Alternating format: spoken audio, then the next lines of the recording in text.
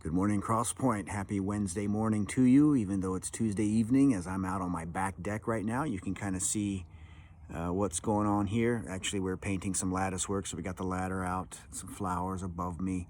But I love this deck in the summertime. But anyway, I hope that you're doing well as I'm getting eat up by bugs, and that you're flourishing today. And I hope that you know that Jesus really does love you, and he is more concerned about his relationship with you and you knowing that he loves you than about your production. And that's actually good news, because we so often we get wrapped up in our production that we lose joy and forget how nice and how valuable it is to be able to look the Lord in the eye, standing at full height and looking at him in the eye, and knowing that we're in a good place, like we're accepted by him. So anyway, just a couple of things to this evening. One is we got Father's Day bearing down on us, so want to kind of preemptively say Happy Father's Day to you dads. We appreciate what you do. Thank you for what you do. And it's often a difficult work. The dad, at least in my house and when I was growing up, dad's like the policeman or the kind of the law and order guy, and law and order doesn't get a lot of joy and love. It's just more respect, which I think we're okay with. But it's usually, at least for me in my home when I was little, mom was more approachable and, loving, and always like wanting to go easy on me when I did bad. But dad was the one who would bring kind of the reality check. So a lot of being a father is ministering to the family in that way, and of course lovingly and with joy and happiness. But that's part of the contribution of fathers. But thank you so much, you dads, for what you're doing and how you're loving your wives and your families and raising your kids. Those of you who are, still got little ones at home, but fatherhood continues on even when the kids are out of the house, and you get to be a father to your own son as he's, having a family. I'm not at that stage myself, but I'm kind of looking forward to that.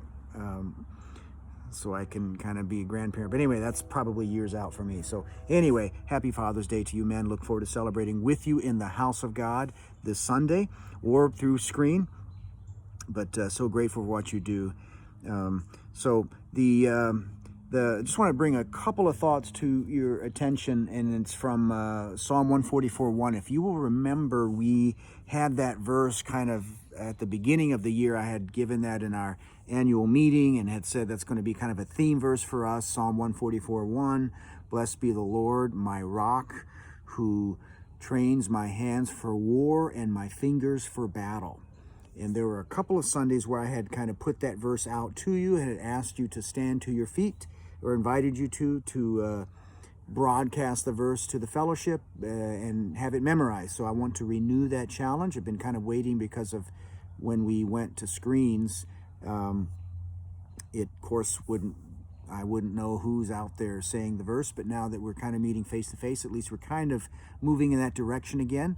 I want to kind of renew that challenge for us to memorize that verse and think through it for a little bit. It doesn't matter how old you are, whether you're a young child, which you're probably not watching this video if you're a young child, or if you're older in life, maybe even a shut-in, that there's always a battle underway.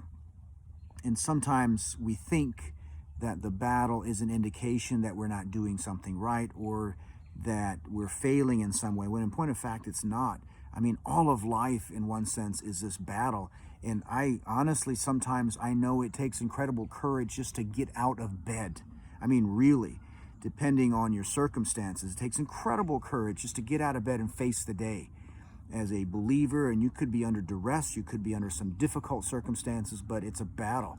And so it's the Lord who makes us strong for battle. It's like he's training us. I'm getting eaten up by mosquitoes here. He's training us for battle and for war. And I just want to encourage us to not grow weary in the battle, but to press forward and to engage and to identify the battle, and then see kind of what God is calling us to do in order to overcome. So anyway, that's the challenge again. And maybe not this Sunday, but very soon, well, maybe this Sunday, I'll start kind of bringing it up again and asking you to stand to your feet and to preach to the brothers and sisters in the congregation on that verse. So I'll ask you to quote the verse and then maybe kind of tell people what it means. That could be a little rough for some of you, I know. But anyway, we need to be ready with an answer and be unafraid. And the house of God is a great place to practice quoting the word and then exhorting the brothers and sisters with it. So anyway, love you very much, Crosspoint. I'm so glad to be with you, walking with you during this season. I keep just reminding myself that in this COVID-19 battle, and even as we're coming out, which it'll continue, but it's just things are so different, and that in itself is a battle, is to learn the new rules of engagement. And it's okay. I think as a church, we're trying to figure it out as well. Lots of questions, but we know Jesus is on the throne. And I read the back of the book. I know how it ends. We win. So anyway, I love you very much and see you soon. Hopefully, Lord willing, on Sunday. Goodbye.